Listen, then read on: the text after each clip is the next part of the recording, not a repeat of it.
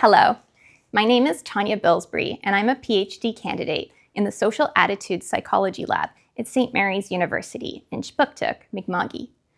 I'm grateful to have won a Graduate Student Engagement Program Award from CEREC, the Canadian Education and Research Institute for Counseling. CEREC is dedicated to the advancement of education, research, and advocacy in the field of career counseling and development. My dissertation research examines how embedded career education interventions in first-year courses could enhance student success, career development, and employability. Post-secondary education is no longer the linear four-year journey it once was. Instead, students increasingly navigate a disrupted learning landscape that's shaped by remote learning, micro-credentials, and arrays of confusing and overwhelming options that require students to make choices in preparation for a dynamic, constantly changing job market that will likely change before they even reach it. Emerging adults face a pressure for continuous upskilling in an uncertain environment from a position where they don't yet even know themselves. And they may arrive at university with a plan, but often they need to reevaluate their initial academic and career decisions and create new plans as they develop and encounter obstacles.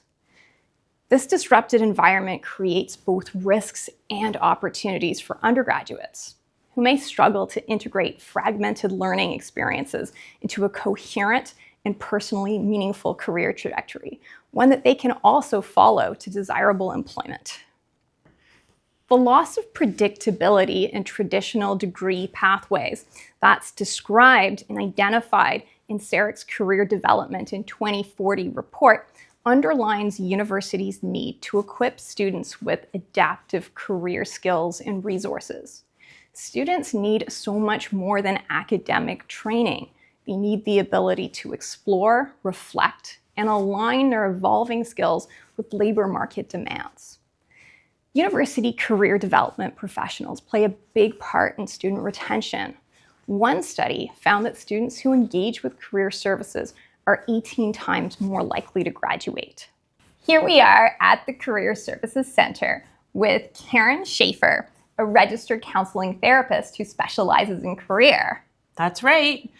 Most people don't understand that career is complex, and therefore sometimes you need a counselor to help work it out. What do most students think career means? I think most students think career is probably related to just job. It's very simple. I should pick a major that relates to the thing that I'm doing for work for the rest of my life. And what is career really? Career is very complex. It's complex out in the world because we have created thousands upon thousands of jobs, and a lot of jobs currently are going away and never to return, and then we're having whole new jobs coming in. So those things change a lot, and people are complex. And that means we can't just figure it out in a linear way, like 1 + 1 = 2. We have to figure out who we are and what we like, and we have to learn about ourselves. And usually when students are in university, this is a time they're learning about themselves. So they're not going to figure out what they should be doing in year one. Is career just job? No, career is about all of the things that are important to you. They could be what you volunteer, what you're passionate about in your spare time, what you do extracurricularly, a dream you have for the future of something you want to do. Career is all the parts of you, and some of those parts that you do, you get paid for in a job setting, but some of them you do not. So career is more than just a job. It's about what you do and what that means in the social context that matter to you and that provide purpose. And can you help me understand what the Career Services Center does to support students' careers? Such a good question, Tanya. So what we have is a wide array, and we call this the Career Services Center, but we're actually career and experiential learning. So we have parts that are supporting students in understanding themselves. So that's career counseling. Who am I? What do I want in life? All those questions about interests, values, the other parts of themselves, decision making. And then we have like career support, employment support, which is like, okay, now I know what my skills are. How do I put that on a resume? How do I talk about that to an employer? And then we have employment, which is just having employers on campus.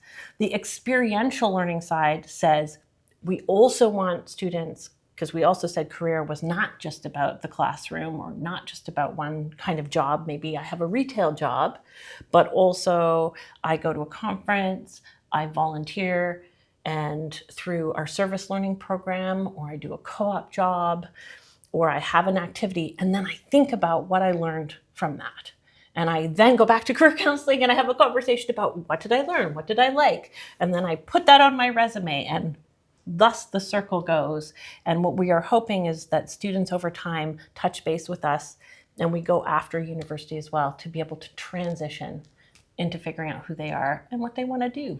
And do you think that this helps students stay at SMU and succeed at what they're doing? Well, this is the thing I'm really excited about your research, because it's going to help prove. Our suspicion is the more we see, so we can know anecdotally that students who feel more confident about who they are and make choices about their learning where they feel engaged in the university, they feel engaged in their learning, and they feel confident that whatever they're learning will lead to a job later, then they feel happy at SMU, they do better, they don't drop out. The more research on that, the better. And university can be stressful, it can be challenging, there can be a lot of barriers. Absolutely. And can your counseling therapists help students address and work around and survive those barriers? Absolutely. In career counseling, we're looking at specifically issues that relate to sort of career and academic choices. When we encounter, there's certain barriers that we encounter that we can handle. There's certain barriers that we can handle where we look to our partnerships. So we would refer to counseling, we would refer to our accessibility center, we would refer to a doctor, we'd refer to student success. So we'd refer to an advisor. So we want to work really closely with other areas in St. Mary's to help the student overcome their barriers. I should add, the faculty too is a huge part of that sort of ecosystem of learning. So sometimes it's just teaching a student how to go to office hours and ask the question they want to ask, because often they're just a little too afraid and intimidated to do that. That sounds amazing. And as a student, I'm really grateful for professionals like you and your colleagues. Can you tell me about how you work with faculty at SMU to bring career education to students? Oh, that's great. We will take, as long as we have capacity, any opportunity to work with faculty, whether that's coming into their class, providing workshops or presentations, or any other kind of support on the back end to help them figure out what they need to do to design into their classes, things that relate to career sort of career things. A lot of faculty do great stuff bringing people from the field into their classes, which can be really helpful in the students reflecting later. But we had our great program in the business faculty is an intro to business management, where we get to see every single student that goes through the business program and get a chance to give them a taste of career counseling and a taste of what's available. And what we're hoping is that lets them know where to come later when they actually need this. Because a lot of students don't know about that service, but could benefit from it so much. And we have a lot of students who say, I wish I knew about this 4 years ago. Well, I'll be booking an appointment. Awesome. We will look forward to seeing you. Thanks, Karen. My doctoral research addresses this challenge by developing and evaluating a career education intervention that's designed to be embedded in large, mandatory first-year courses. The program aims to enhance students' understanding of career as a lifelong, multi-role journey rather than a single job after graduation. It equips students with planned happenstance skills. They'll help them leverage the unplanned experience that they fear while grounding them through self-reflections on interests, values, and giving them transferable skills. Why does this matter in a disrupted educational system? Because when learning pathways are nonlinear and their connection to employment is unclear, the power to construct a meaningful and workable career narrative lies with the student.